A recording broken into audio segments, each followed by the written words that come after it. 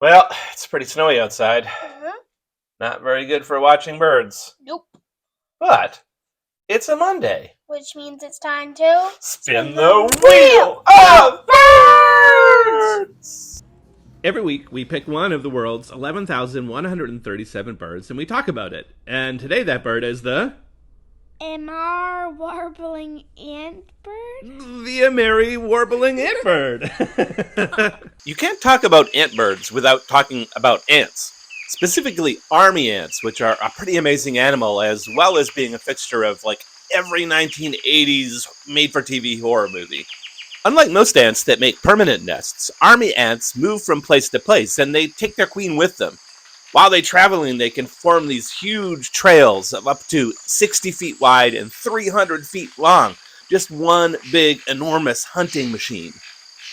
A colony of army ants can eat up to 500,000 prey items a day, things like spiders and insects and scorpions and worms.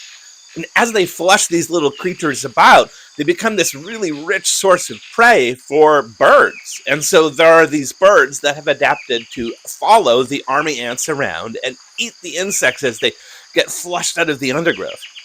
Some of these ant birds are obligate ant followers. They actually have to follow these army ants in order to survive. But others, like our Ameri warbling antbird, they can forage in other ways. So for them, these ants arriving just causes a big party.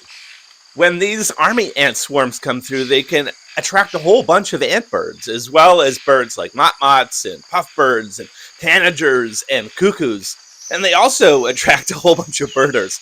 Antbirders, these are people that come out specifically to look at the birds as they're feeding on the ants because they can be pretty hard to find otherwise.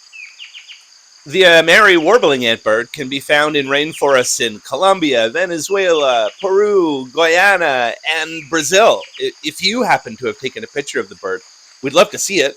If you want to draw us a picture of the bird, we'd love that even more.